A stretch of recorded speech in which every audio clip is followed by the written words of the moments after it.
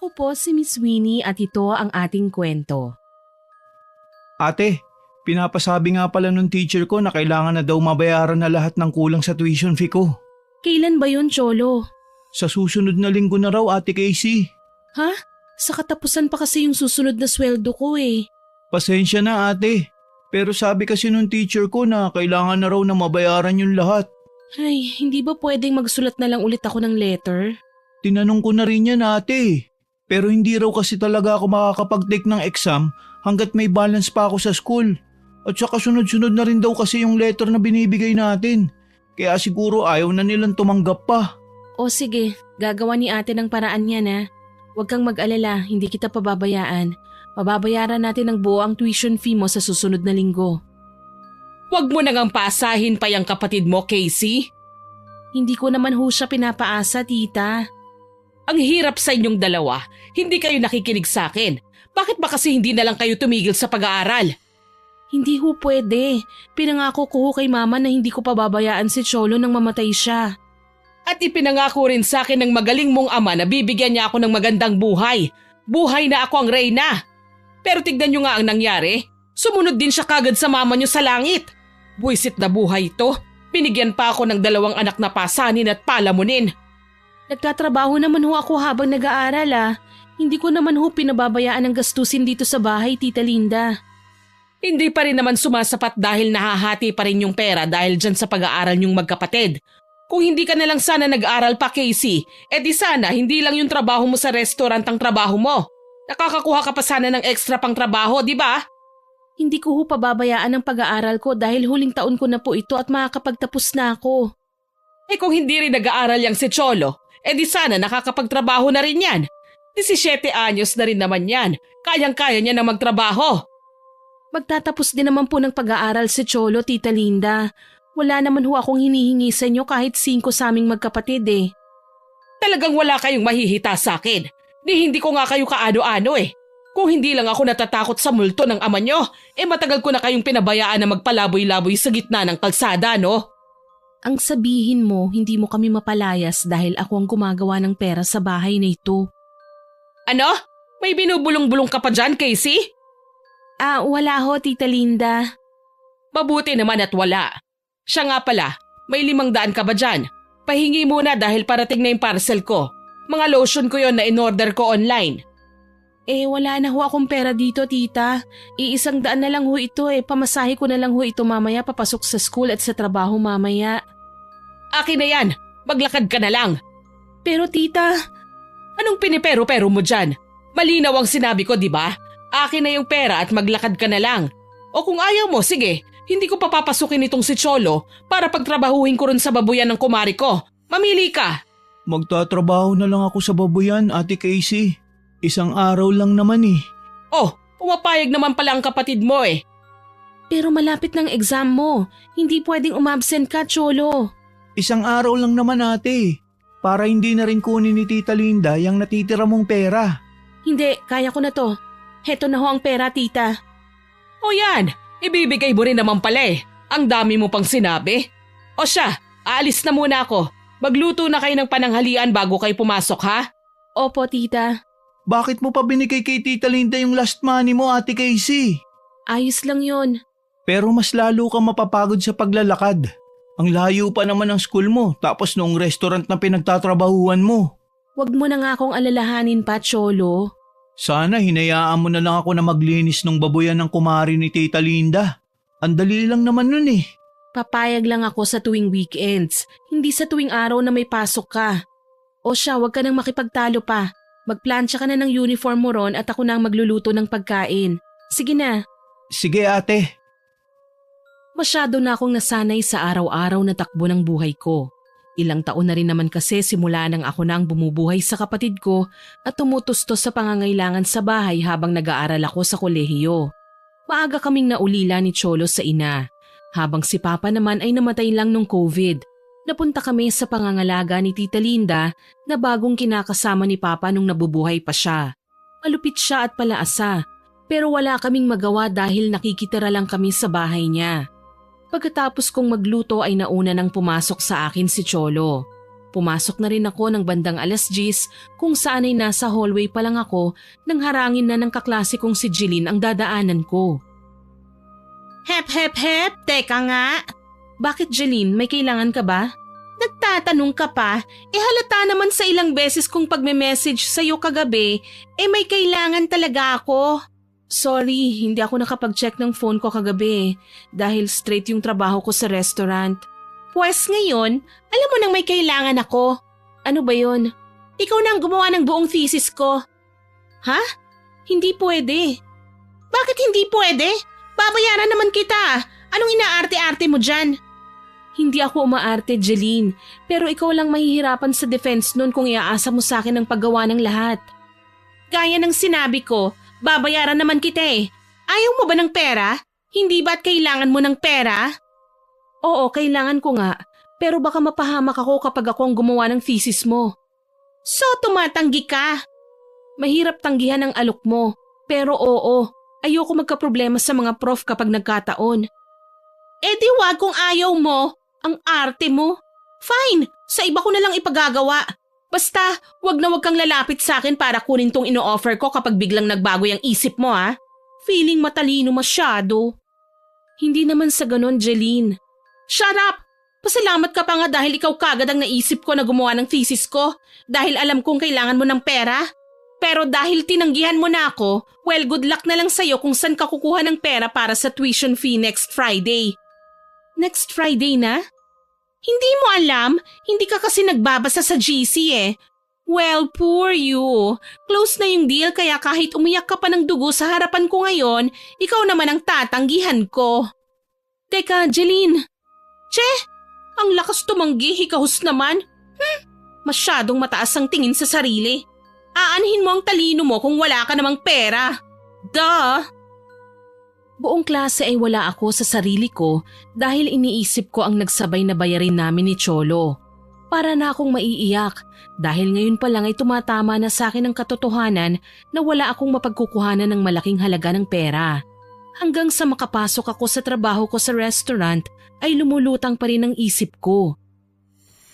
Casey! Yes Sir Kenny?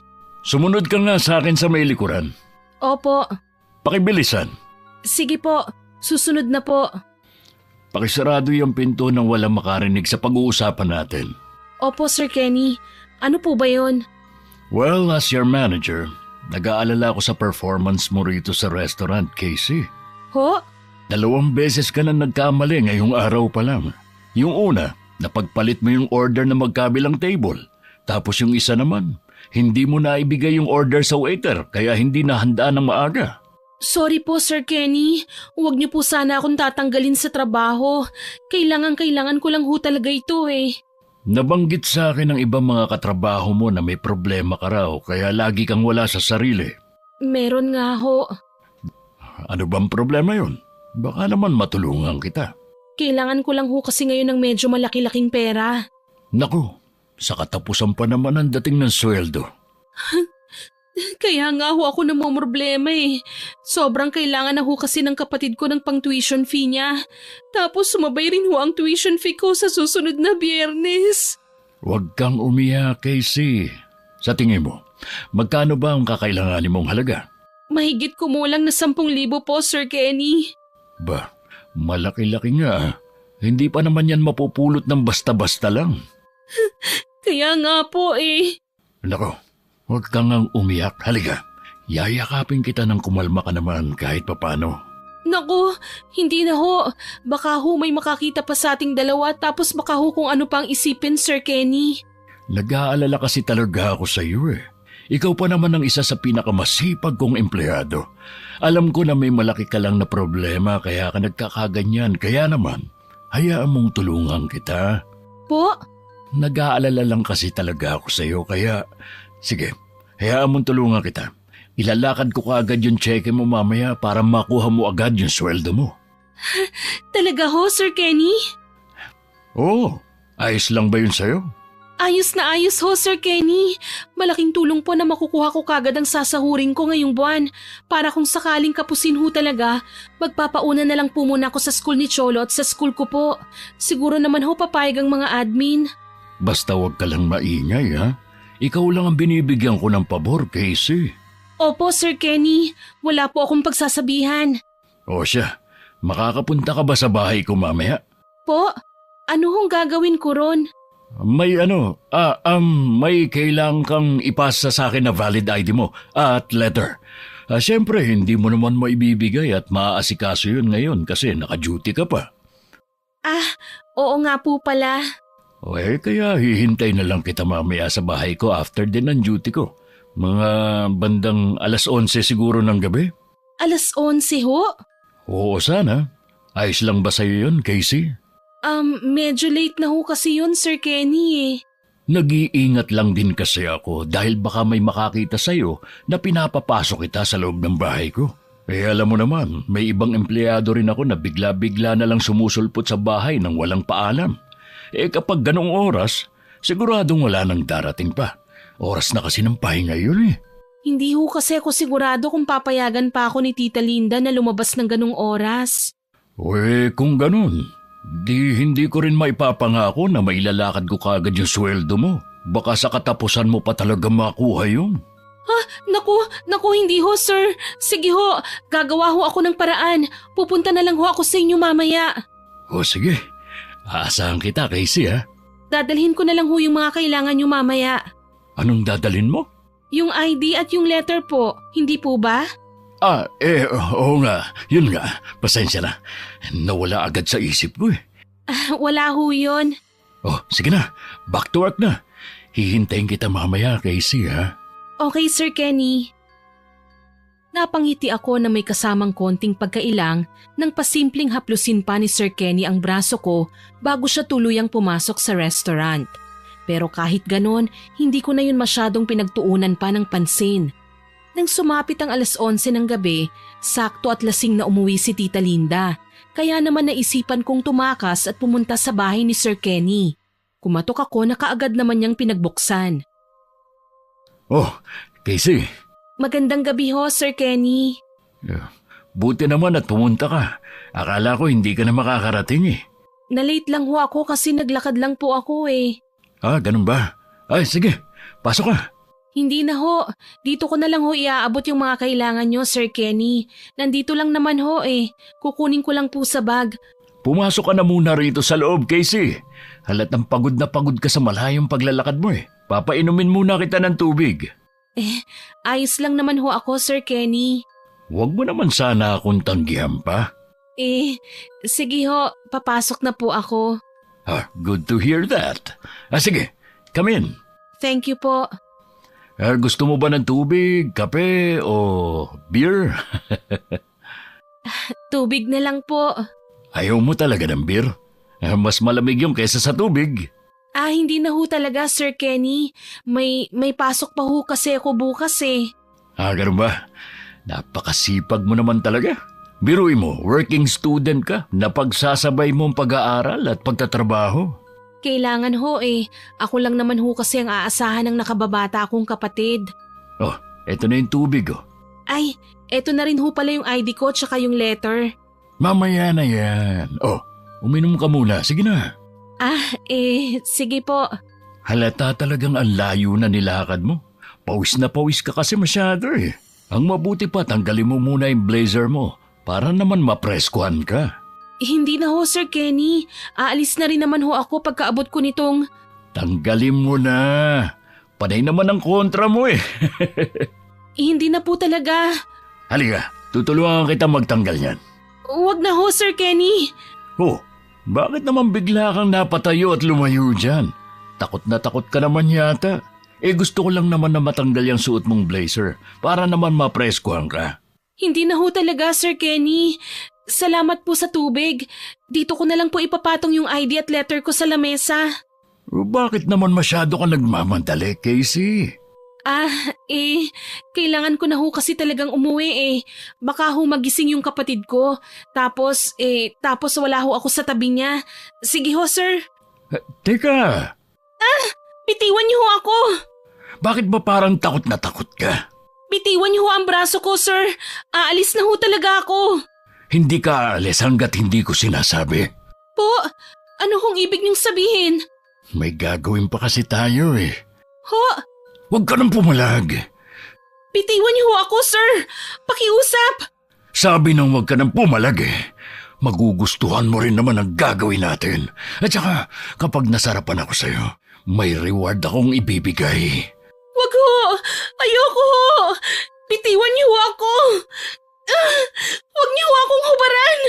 Pinaguhubad kita ng kusa kanina, paayaw-ayaw ka pa. Kaya eto, ako na maghuhubad sa'yo, sa ayaw at sa gusto mo. Wag po, Sir Kenny. Wag po. Huwag ka nang manlaban pa, Casey. Sige na, matagal na ako nang gigigil sa'yo eh. Pagbigyan mo na ako, magugustuhan mo naman ang reward ko sa'yo eh. Ha? Ayoko ho. Bitiwan niyo ako. Ayoko. Tulong. Tulungan niyo ako. Aba, at mag-iingay ka pa talaga ha? Mapipilitan tuloy akong saktan ka. Aray. Yan ang napapala ng nanlalaban pa. Nasuntok tuloy kita sa tiyan mo. Parang awa niyo na ho, Sir Kenny. Huwag niyo hong gawin ito sa akin.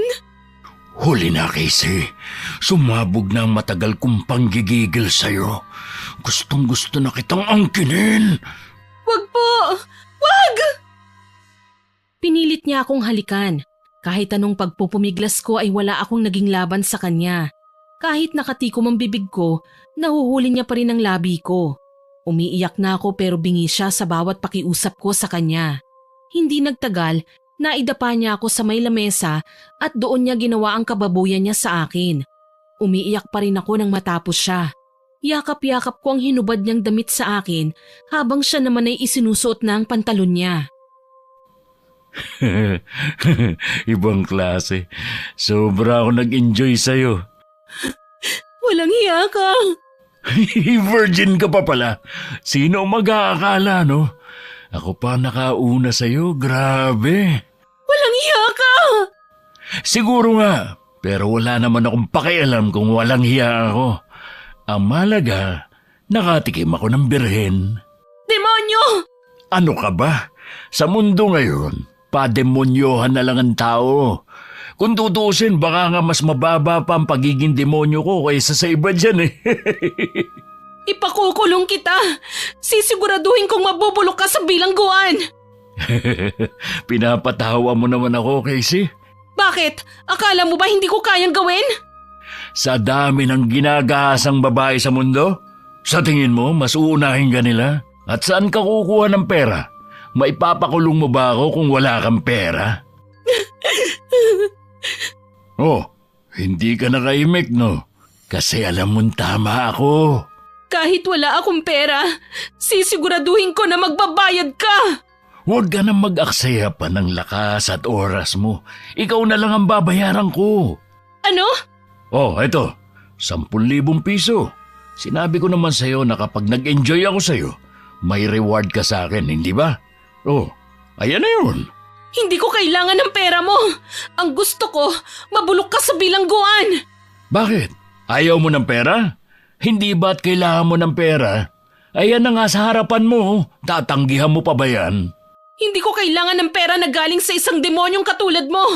Kunin mo ang pera mo at dalhin mo yan sa impyerno. Huwag mong sagarin ang pasensya ko, Casey. Bitiwan mo ako! Bitiwan mo ang pisngi ko! Masyado kang matapang ha. Medyo napipikon na ako sa'yo. Bakit? Natatakot ka na? Tama lang na matakot ka dahil talagang ipakukulong kita. Magsusumbong ako sa pulis at ipadadakip kita. O sige, gawin mo ang gusto mo. Para habang abala ka sa pakikipag-usap sa mga pulis, sasalisin naman ako sa bahay niyo para patayin ang kapatid mo. Ano? Huwag mong idadamay rito ang kapatid ko!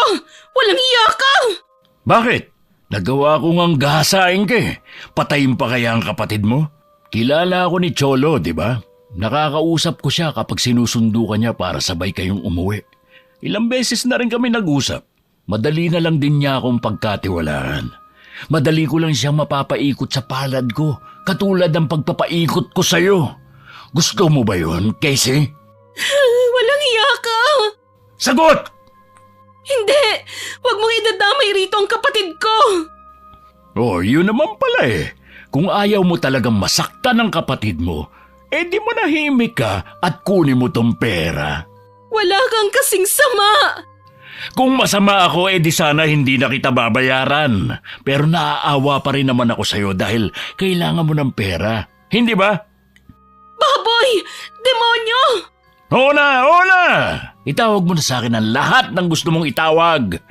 Wala naman akong pakialam dyan eh. Ang mahalaga sa akin, nasarapan ako at nakaraos ako. Kaya ito, tanggapin mo na tong pera. Ay nako. Just consider this as my payment. Para lang yung bayad sa mga bayarang babae. Hindi ako bayaran! Alam ko naman. Kaya nga ikaw ang natipuhan ko eh. Kasi alam kong jackpot ako sa iyo. Oh, siya. Kung ayaw mong tanggapin ng kamay itong pera na binibigay ko sa iyo, di isisingit ko na lang dito sa bra mo. Ano ba? Daming arte. Pagod na ako. Matutulog na ako. Tama na iyak.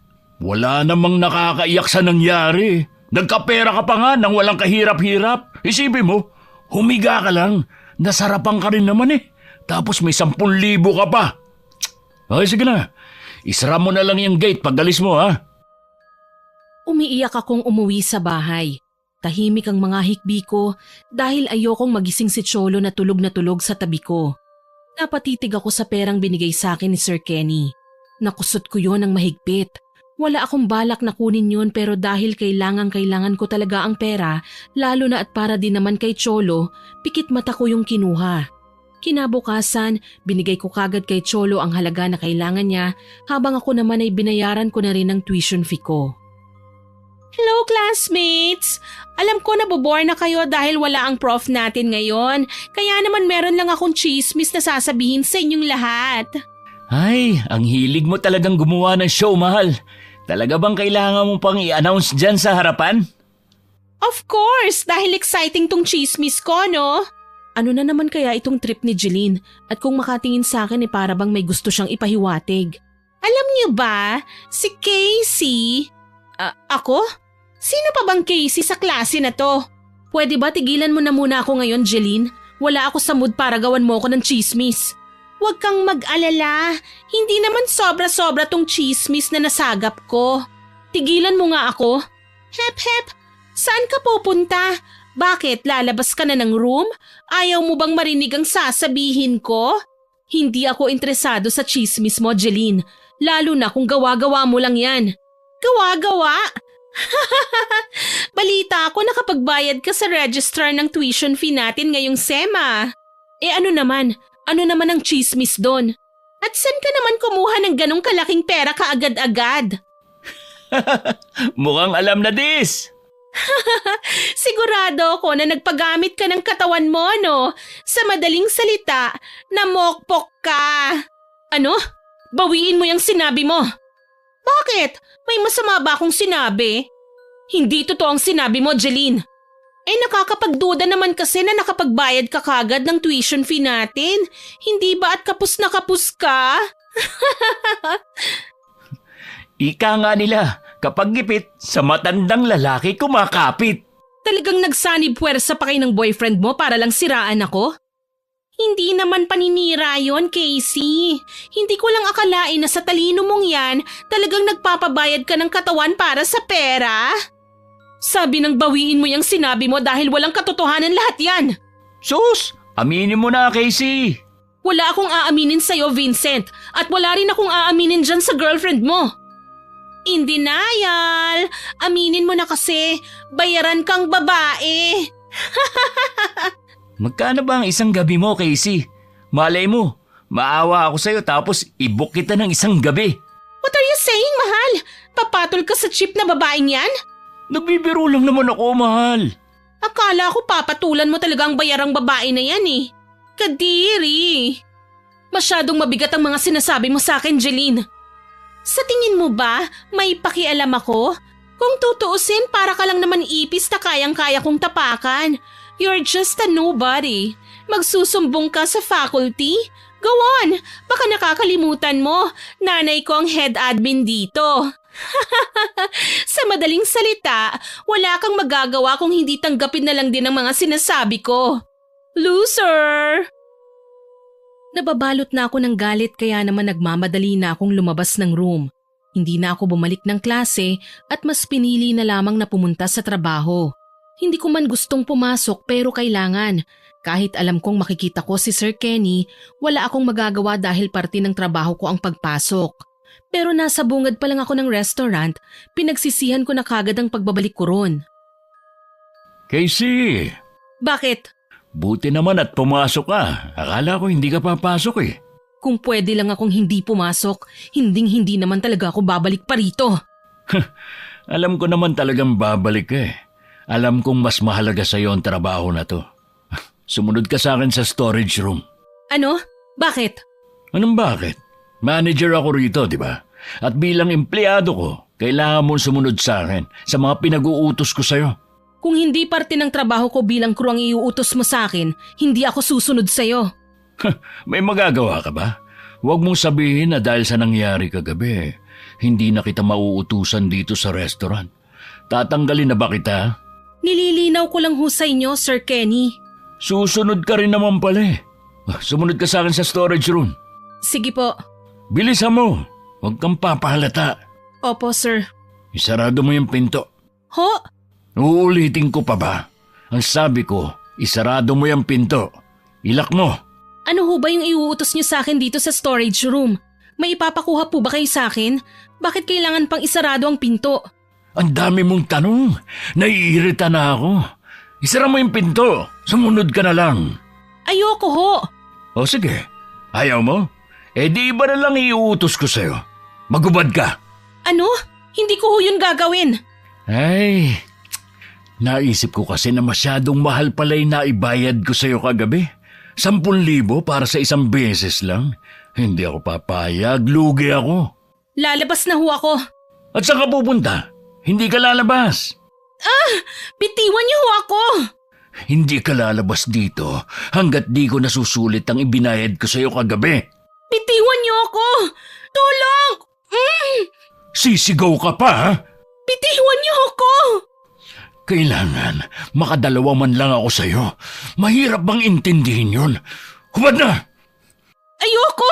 Bitiwan niyo ako. Magpupumiglas ka pa, ha? Talagang pahihirapan mo pa ako? Bitiwan mo ako. Lumayo ka sa akin. Bitiwan mo ako. Huwag mong hintaying mapuno na naman ang pasensya ko sa'yo, Casey. Masasaktan ka uli sa akin. Huwag mo akong susubukan. Ayoko. Hindi na ako papayag na babuyin mo pa ako. Lumayo ka sa akin. Tabi. Aray!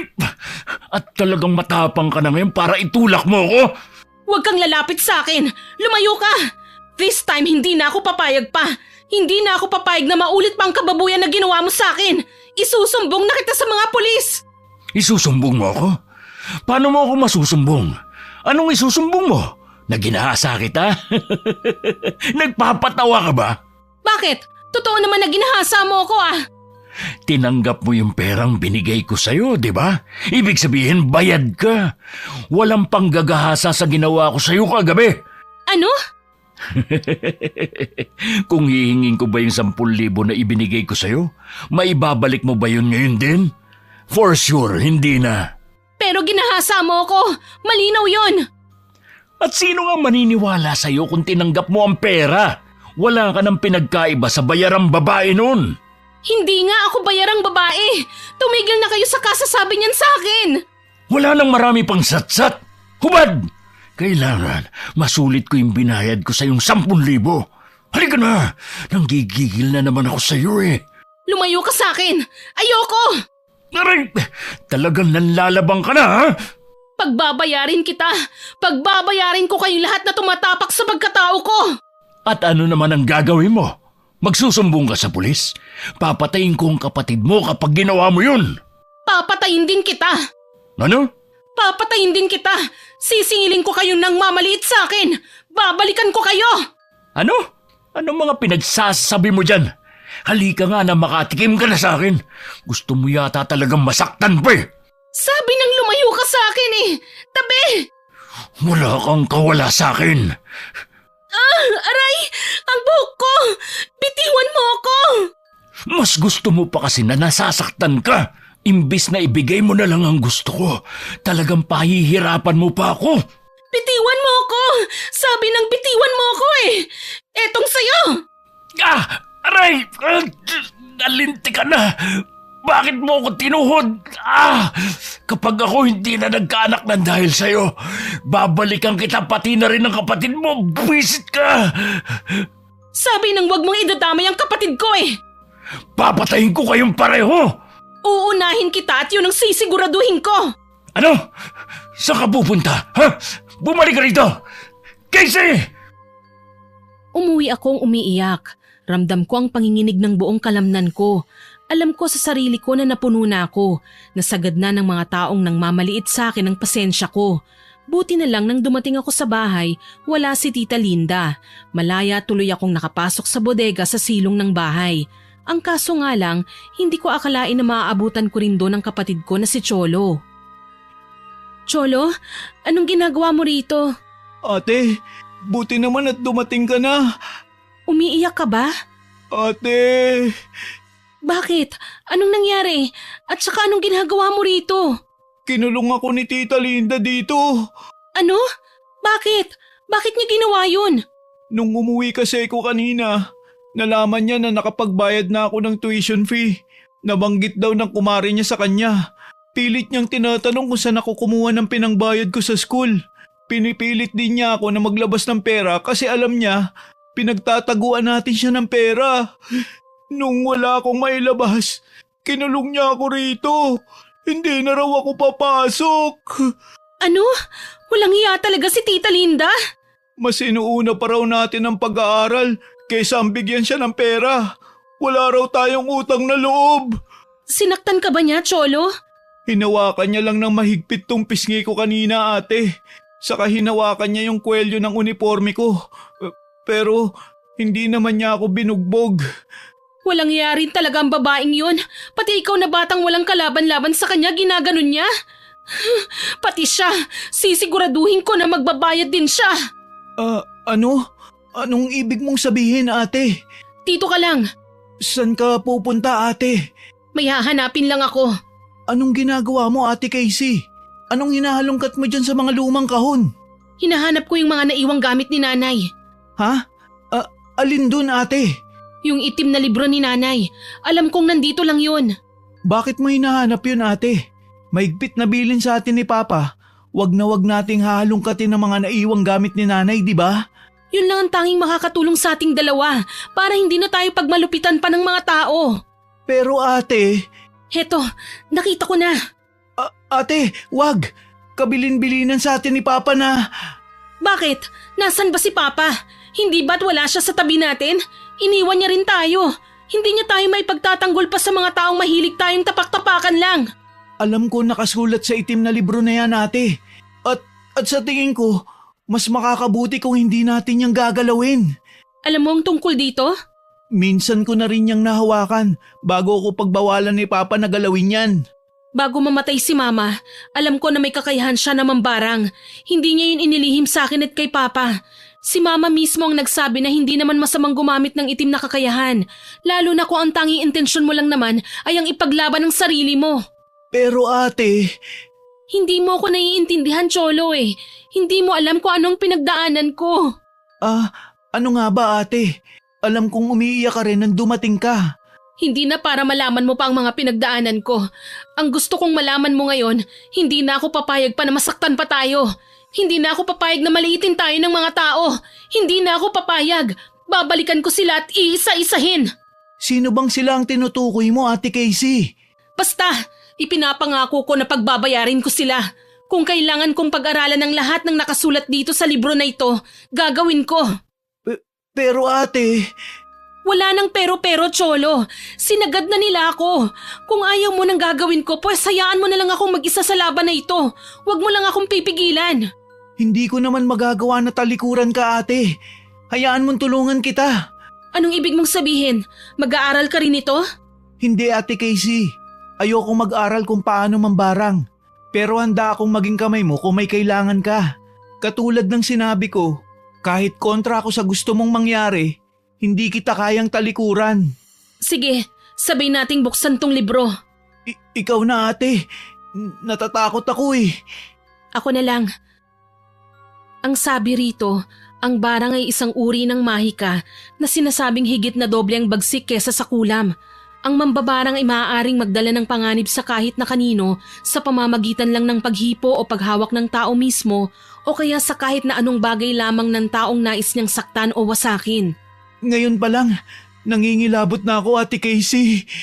Nakasulat din dito ang mga paraan na pwede kong gawin para makapagbigay ako ng sakit sa isang tao. Ano naman yung paraan na yun ate?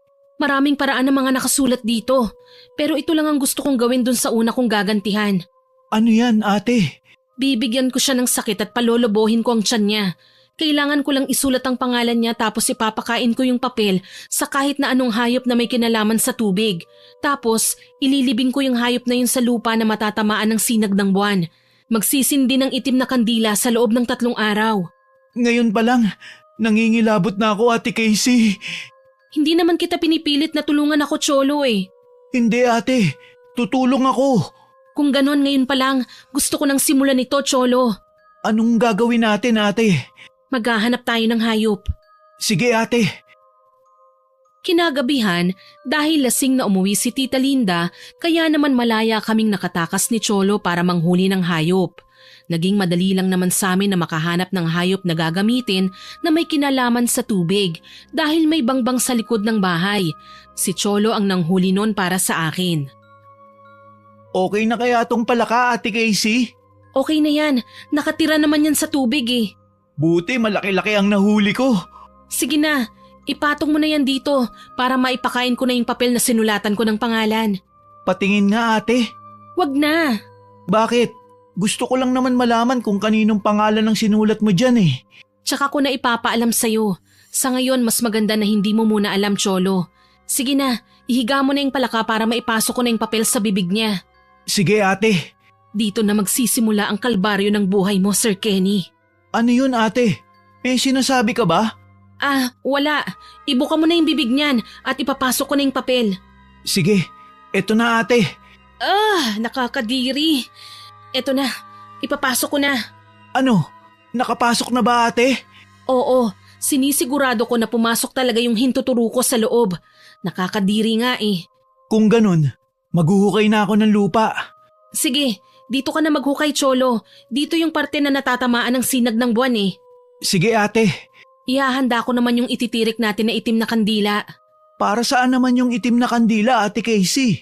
Sabi sa libro, papatakang natunaw na kandila sa mismong palaka na nakalibing kaya susuka ng itim na likido ang binabarang. Sa loob ng 3 araw, bibigat na ang katawan ng taong binarang hanggang sa lumobo ng tiyan nito. Ganun pala yun. Kaya sige na, bilisan mo na nang mailibing na natin yung palaka. Sige Ate Casey.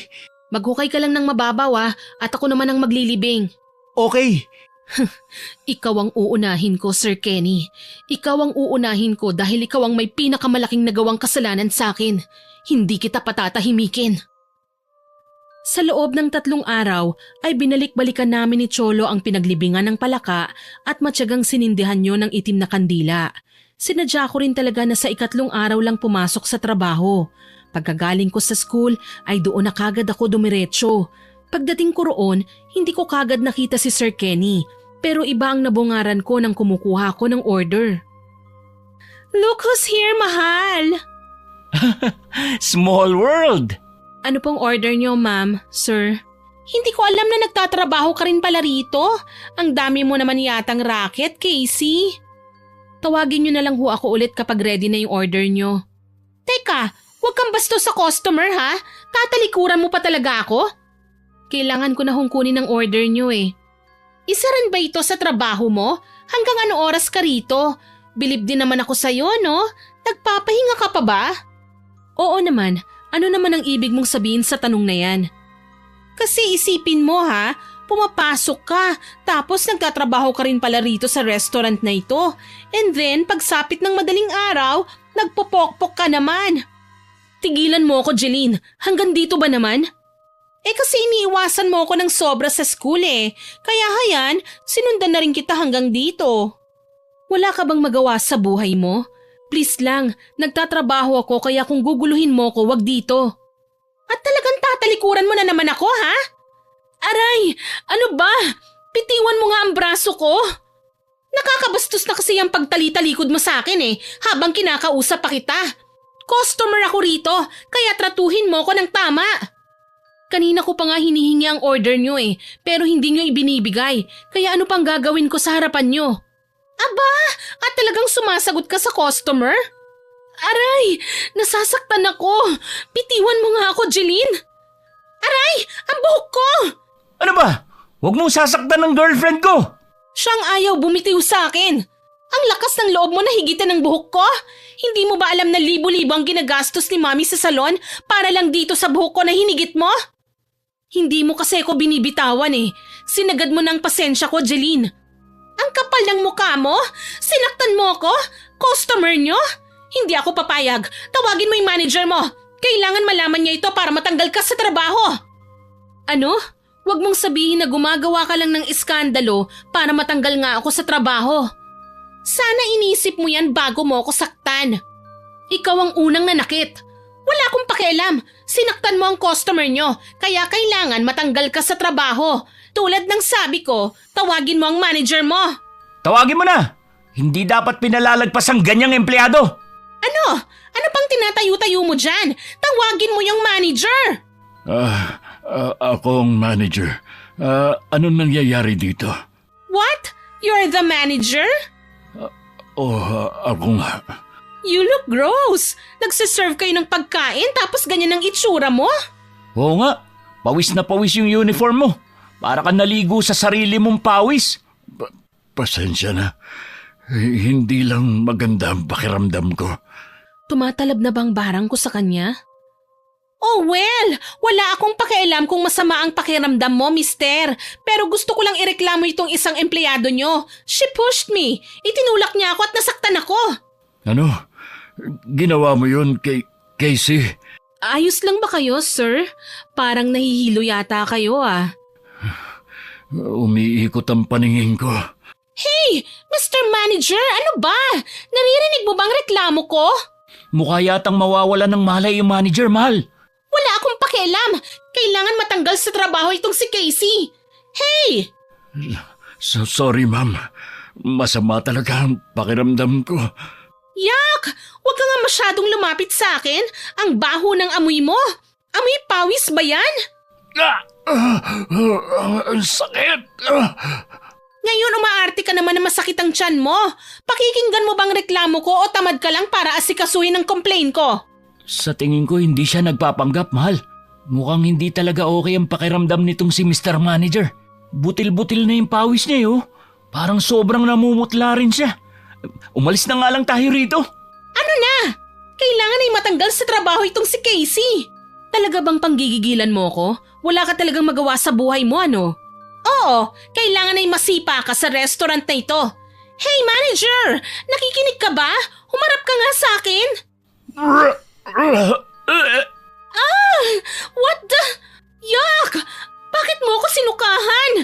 Ew! Ano nangyayari? Yak! Bakit itim na likido sinusuka niya? At saka, ang baho! Ang baho naman! Amoy imburnal! I hate this place! Let's go na, mahal! Kailangan ko maligo! Yuck! So ew! Napaatras na lang ako nang tuloy-tuloy na may lumabas na itim na likido sa bibig ni Sir Kenny na parang nilalabas sa hose. May ningning sa mga mata ko habang pinapanood ang nangyayari. Alam ko na tumatalab nga ang barang ko. Hindi nagtagal, tuluyang tumumba si Sir Kenny at nawalan ng malay. Naligo siya sa sarili niyang suka bago siya isinugod sa ospital. Pagka-uwi ko, agad kong ibinalita kay Cholo ang nangyari. Gumana ang barang ko, Cholo. Gumana. Talaga, ate? Oo, nakita mismo ng mga mata ko. Kung ano ang nakasulat sa libro ni Mama, yun nga ang nangyari. Sumuka siya ng itim na likido. Tapos ang baho nung amoy nun, amoy imburnal. Lumobo rin ba ang tiyan niya? Hindi pa, pero babalikan ko pa naman siya. Mache-check ko pa naman kung lumobo ba talaga ang tiyan niya o hindi. Sino ba kasi yun, ate? Kasamahan mo ba sa trabaho? Ipapakilala ko rin siya sa'yo, pero sa ngayon may isusunod na akong gagantihan. Ha? Meron pa, ate? Meron pa. Sino naman yan ngayon, Ate Casey? Kaklase ko siya. Isa siya sa nangmamaliit sa akin. Feeling niya ang taas-taas niya. Nagpapakalat siya ng maling balita sa school tungkol sa akin. Tapos pinaniniwalaan naman yun ng mga kaklase namin. Anong paninira ang ginawa niya sa'yo? Na isa akong bayarang babae, Cholo. Ano? Talaga ba, ate? Oo, siniraan niya ako sa buong klase namin. At kanina, gusto niya naman ako matanggal sa trabaho kaya gumawa siya ng eksena. Mukhang kailangan nga niyang maturuan ng leksyon. Talagang tuturuan ko siya ng leksyon. Ganun ba ulit sa una ang gagawin mo sa kanya, Ate Casey? Hindi, iba na ito. May nabasa na ako sa libro ni Mama. Ibang paraan naman ito ng pambabarang. Ano naman yun, ate? Ito lang ang tanging kailangan ko para maisagawa ko ang pambabarang sa kanya. Ha? Kaninong buhok yan, ate? Di dun sa kaklase ko na babarangin ko, sinabunutan ko siya kanina eh. Ano naman ang gagawin mo dyan? Itatali ko ang buhok na ito sa kahit na anong insekto na mahuhuli natin. Tapos ikukulong natin yon sa isang garapon at ililibing natin yon sa tabi ng sementeryo. Yun ang nakasulat sa libro eh. Kailan natin gagawin, ate? Ako na ang gagawa. Matulog ka na dahil may pasok ka pa bukas. Sasamahan kita. Pero gabi na, maaga pa ang pasok mo. Hindi kita pababayaan, ate. Tutulungan kita. Ako ang manghuhuli ng insekto. Kahit ano naman, di ba? Oo. Sakto. May nakita akong alupihan dun sa basket ng labada sa may banyo. Kakakita ko lang nun kani-kanina lang, kaya sigurado ko na nandun pa yun. Talaga? Ayos? Sige, kukunin ko na, ate. Mag-iingat ka ha. Hahanap lang ako ng garapon. Sige, ate. Bilisan lang natin, baka umuwi na si Tita Linda. Teka, ngayon na rin ba tayo pupunta sa sementeryo, Ate Casey? Oo, 3 araw rin kasi bago tumalab ang barang. Gusto ko na siyang pahirapan kaya mas maaga, mas maganda. Sige, ate. Sa unang araw matapos ang isinagawa kong proseso ng pambabarang kay Jeline, wala pa akong napansin na kakaiba sa kanya. Pero sa ikalawang araw, napapansin ko na ang pagiging matamlay niya. Lagi rin niyang iniindang sakit ng katawan at ulo niya at saka nagiging mainitin na rin ang ulo niya. Sa pangatlong araw, doon nakapansin-pansin ang paglalanang nangyayari. Ano ba? Sinabi ko naman sa'yo na wag mo akong susundan hanggang dito sa room namin, di ba? Umalis ka nga! Lumayo ka sa akin! Ano bang problema mong babae ka? Ang okay-okay lang natin nung nakaraan, di ba? At saka pinagtatawanan na ako ng mga tropa ko dahil dyan sa inaasta mo. Para ka raw baliw. Baliw? Sinong baliw? Ikaw, pinapahiya mo ako sa harap ng mga tropa ko. Parang kahapon, kumakain tayo sa restaurant. Tapos pilit mong sinasabi na may insekto yung kinakain mo kahit wala naman. Dahil meron talaga. Wala nga eh, wala. Tapos kanina, bigla ka na lang sumigaw sa gym. Sinasabi mo na punong-puno ng insekto yung bag mo. Wala naman. Kung ayaw mong maniwala sa akin, di wag kang maniwala. Pero alam ko kung anong nakikita ko. Ewan ko sa'yo, baliw ka na yata. Hindi ako baliw. Tingnan mo ang sarili mo. Nakakatulog ka pa ba? Ang lalim na ng mga mata mo. Sinabi ko naman sa'yo na hindi ako makatulog ng maayos, di ba? Bakit? Dahil na naman sa sinasabi mo na parang may alupihang malaki na gumagapang sa kisame ng kwarto mo? Dahil totoong nakikita ko yon. Tapos ano? Naliligo ka sa bathtub nyo at may malaking gagamba naman. Totoo nga ang sinasabi ko, Vincent. Bakit ba ayaw mong maniwala? May nakikita nga akong insekto sa kwarto ko. May gumagapang na malaking alupihan sa kisame. Yung mga pagkain ko, hindi ko makain dahil paulit-ulit kong nakikita na may nakalahok doon na langaw, bulate at may mga lupa pa nga minsan. Ewan ko sa'yo. Lahat ng sinasabi mo, hindi ko naman nakikita. Nababaliw ka na nga talaga kung ano-ano na lang ang nakikita mo. Sabi nang hindi ako baliw eh. Umalis ka na nga sa harapan ko. Alis! Ay talaga nga alis ako. Di umalis ka. Baliw! O kayo, anong tinitingin-tingin nyo dyan sa akin? Huwag nyo akong matingnan-tingnan dyan kung ayaw nyong dukutin ko isa-isang mga mata nyo. Tapos na ang eksena. Mukhang gumagana na sa kanyang barang ko ah. Hoy mga chismosa! Hoy, makaupo na nga muna. Nakakairita. O ikaw, Pokpok, anong tinitingin-tingin mo sa akin ha? Wala naman. Huwag mo akong matingnan-tingnan ha? Mukha kang may sakit. Ayos ka lang ba? Ano bang pakialam mo? Curious lang ako kung totoo ba ang mga sinasabi mo. Nakakakita ka ba talaga ng mga insekto? Totoo ba yun? O gawa-gawa mo lang? Uulitin ko, ano bang pakialam mo? Kasi ang alam ko, kapag raw nakakakita ng mga insekto tulad ng mga malalaking gagamba o kaya malaking alupihan, may demonyo raw na lumalapit sa'yo. Ano? Totoo ba yung sinasabi mo? Oo, bakit? Totoo rin ba yung sinasabi mo? Oo, mukha ba akong nagbibiro? Tignan mo nga itong mga eyebags ko. Niwala akong sapat na tulog dahil sa nangyayari sa akin. Baka naman nananaginip ka lang. Hindi! Totoong may gumagapang na malalaking alupihan sa kisame ng kwarto ko. At... Oh, ano yun? Bakit ka huminto sa pagsasalita? At saka ano yung tinitignan mo sa itaas? Ayun! Ha? Alin? Anong tinuturo mo? Ayun oh! Ayun yung malaking alupihan! Ha? Wala naman akong nakikita eh. Ayun! Ano ba? Bulag ka ba? Kahit itanong mo pa sa ibang mga classmates natin, wala talaga kaming nakikita. Ha? Hoy, ano ba? Para ka nakakita ng multo dyan ah. Yung alupihan! Yung alupihan may muka! Ha? Nakangiti siya sa akin. Nginingitian niya ako. Nakatingin siya sa akin ng diretso. Ano bang pinagsasasabi mo, Jeline? Wag! Hoy! Baka malaglag ka dyan sa upuan, Jeline. Bakit ka ba umakyat dyan? Bumaba ka nga dyan. Ang daming insekto sa sahig. Gumagapang sila. Wala naman ah. Papalapit sila sa akin. Para silang nagkakasundo na lumapit sa akin.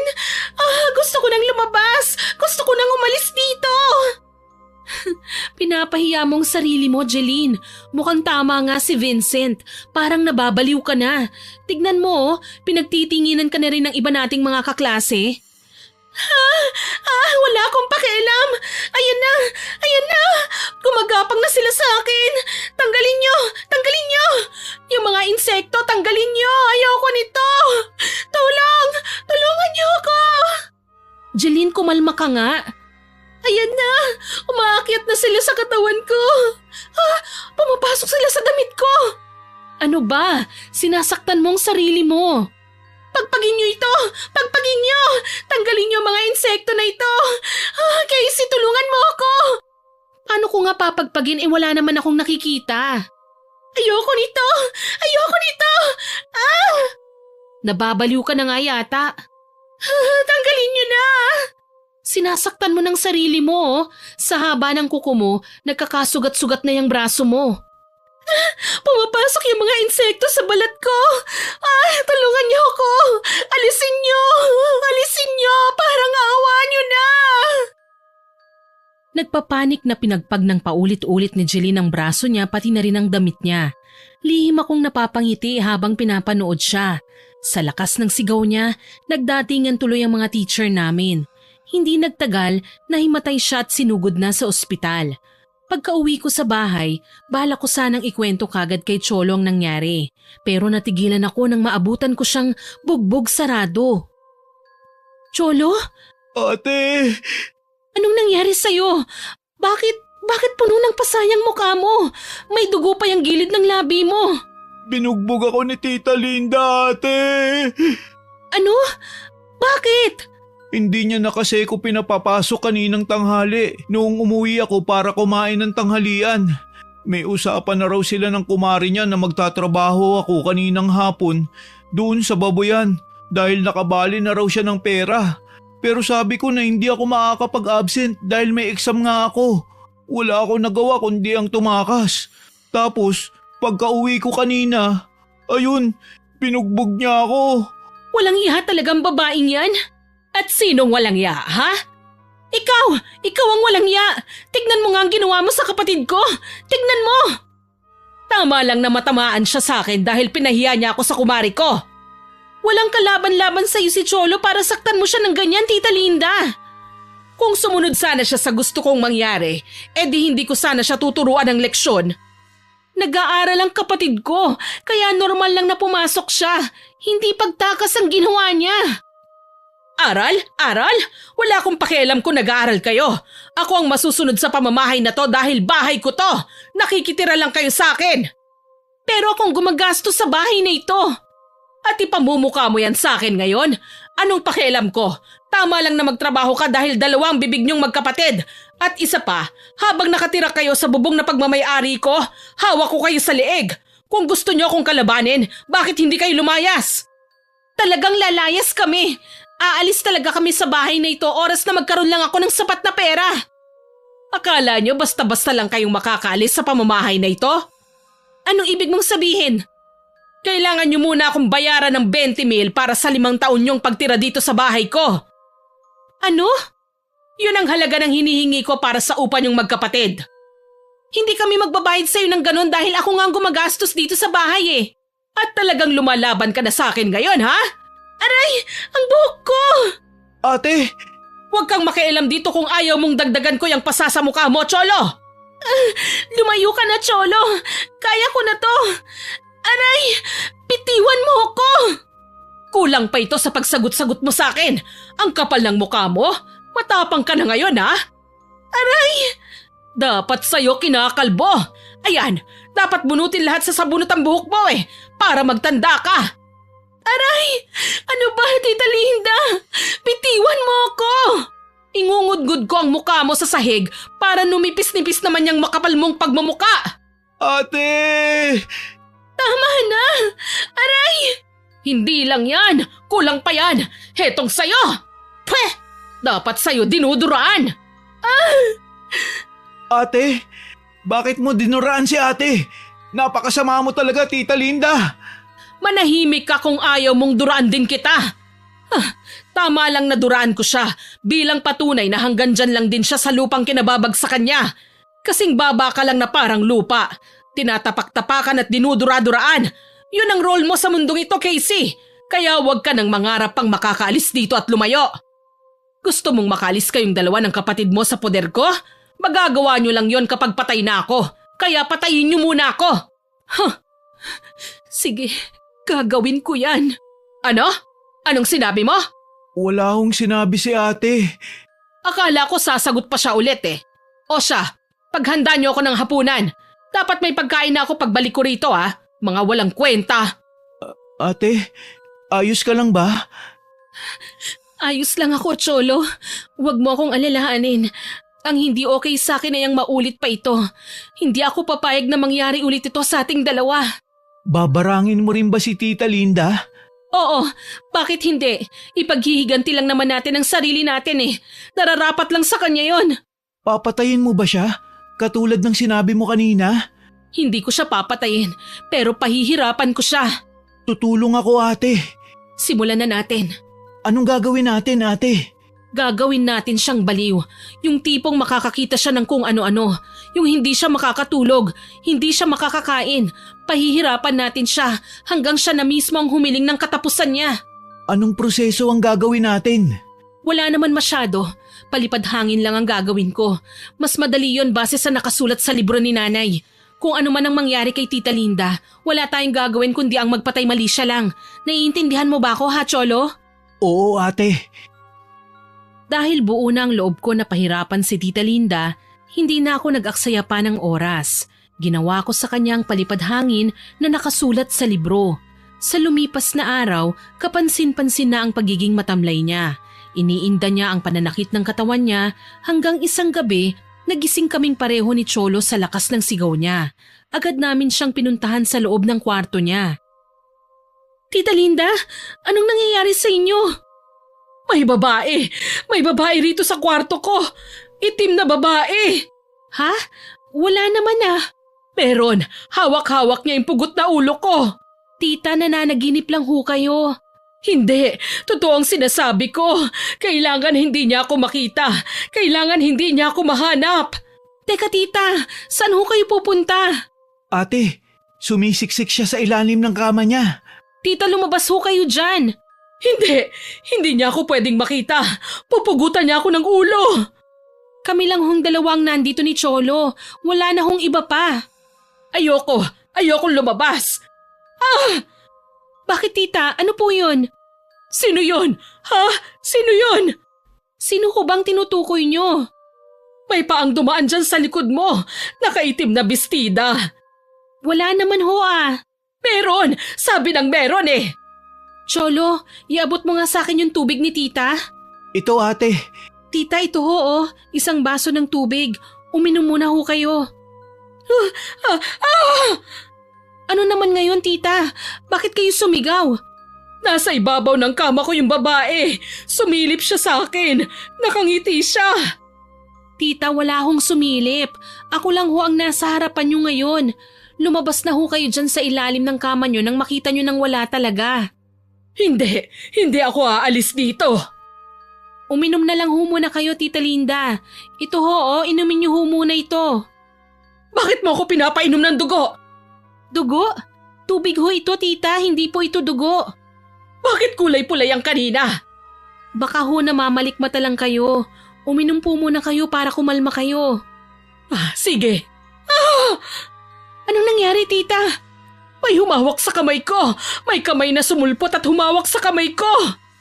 Wala naman ho ah. Meron! Ayoko na rito!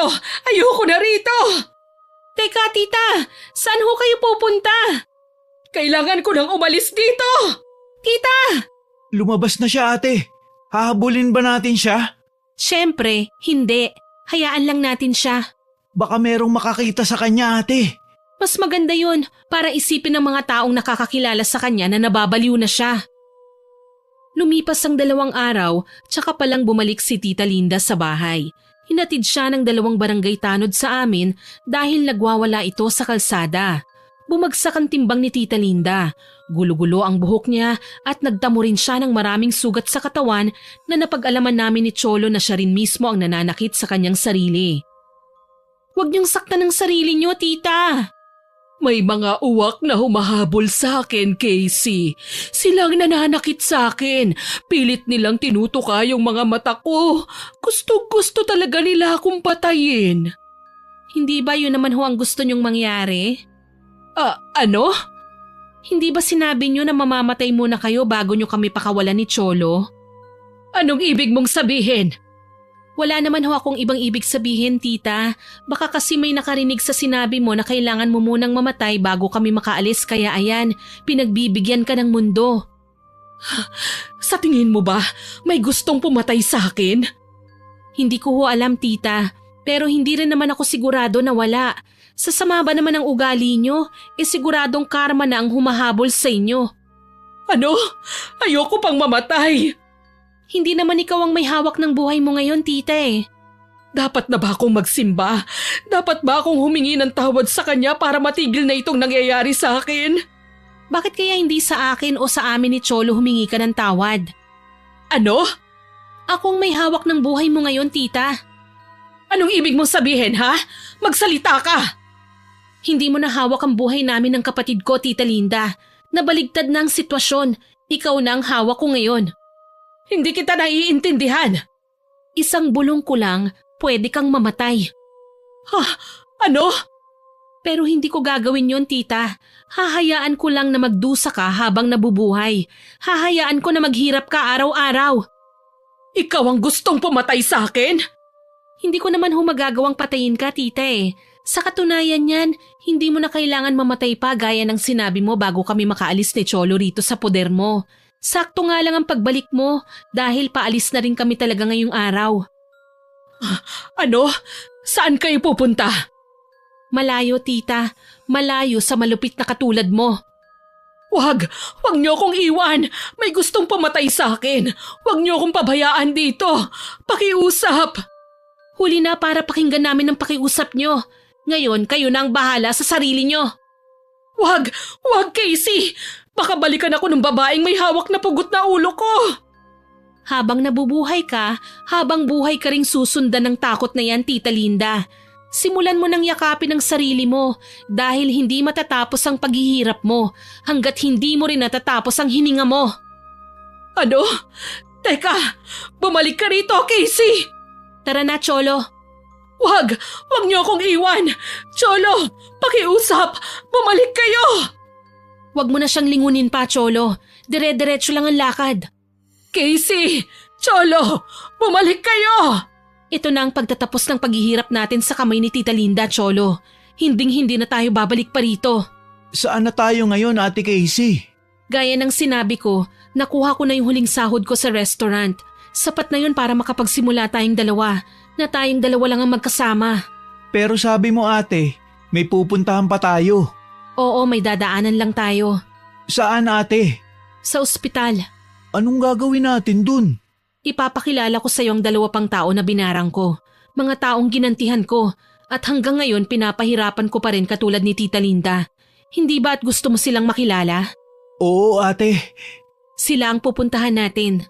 Sino ang una mong binarang, Ate Casey? Si Sir Kenny. Yung manager mo sa restaurant? Oo, siya nga. Yung isa mo pang binarang? Si Jeline, ang kaklase ko. Makikita mo mamaya ang kalagayan nilang pareho sa ospital. Dumating kami ni Cholo sa ospital. Una naming binisita si Sir Kenny. Nakahiga siya sa kama. May nakalagay na oxygen sa kanyang bibig kaya hindi siya kagad makapagsalita nang makita ko. Kapansin-pansin ang malaking paglobo ng kanyang tiyan kahit halos butot balat na ang kanyang katawan. Hinitian ko siya nang makahulugan ng magtama ang mga mata namin. Tinuro niya ako pero kaagad na kaming umalis ni Cholo roon. Sa kabilang kwarto, nando naman nakahiga si Jeline. Nagsusumigaw na parang baliw. Narinig pa namin sa nurse na nagbigay na ito ng rekomendasyon sa magulang ni Jeline na ilipat na siya sa mental hospital. Pwede na tayong umalis ngayon. Tatalikuran mo na lang ba sila ng ganun, ate? Oo, nandito lang naman ako para ipakita sa iyo ang sinapit nila dahil na rin sa kasamaang ginawa nila sa akin. Ayun ang binalik ko, ang barangin sila. Nararapat lang yun sa kanila dahil walang kapatawaran ang dinanas ko sa kamay nila. Naiintindihan na kita ngayon, ate. Ngayon, wala na tayong rason para lingunin sila. Hindi na natin sila babalikan pa, ate? Gaya ng sinabi ko, hindi na. Aalis tayo at pupunta tayo sa lugar na malayo sa kanila. Bakit dala mo pa ang libro ni Mama, Ate Casey? Dahil hindi naman nauubos sa mga masasamang tao sa mundo, Cholo. Kahit saan tayo pumunta, may masamang tao pa rin tayong makakasalamuha. Maganda na yung handa tayo na may armas tayo panlaban sa kanila para maipagtanggol natin ang sarili natin.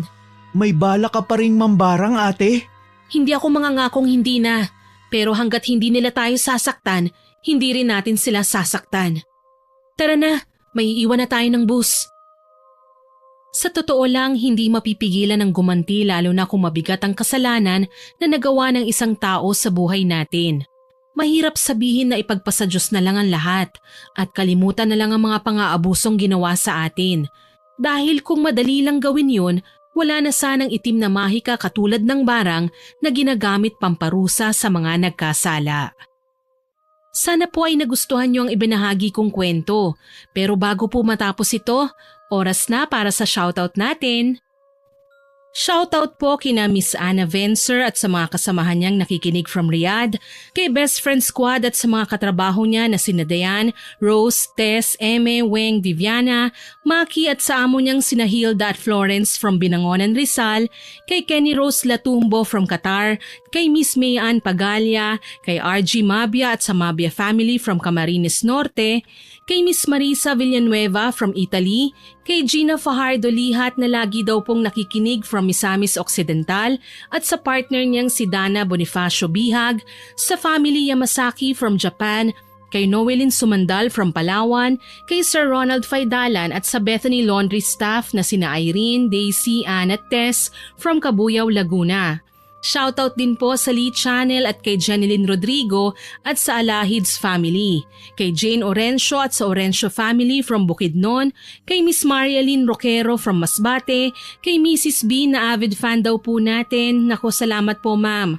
Kay Miss Roslyn Vicariato from Kuwait, Miss Rosalyn Percoma na lagi pong nagko-comment sa stories natin, kay Miss Jane Ruiza na nakikinig daw po habang namamlansya from Saudi Arabia, kay Tutsi Galula na laging may smiley emoji, kay Ma'am Rebecca Castro na nag-comment sa sugapang Mr. Upload na magaganda raw po ang kwento natin at lagi siyang nakikinig sa channel natin. Salamat po ma'am. Kay Miss Evangeline Aguilar, kay Miss Lucila Lucero, kay Chuchi Kia from North Cotabato, Miss Josephine de la Peñosa, Miss Josephine de la Peñosa, kay Glendale at sa papa niyang nasa barko at sa mama niyang laging nakikinig sa atin, at sa mga regular listeners natin na sina Ma'am Ellen Quiano, Ma'am Lisa Takada, kay Miss Mabel Madrigal at kay Ma'am Alma Flores. Maraming salamat po sa lahat ng nakinig at nag-comment. Sana po ay abangan niyo pa ang mga susunod kong upload at patuloy na suportahan ang ating channel. Muli, ako po si Miss Winnie na nagpapasalamat sa inyong pakikinig. Ako po si Miss Winnie at ito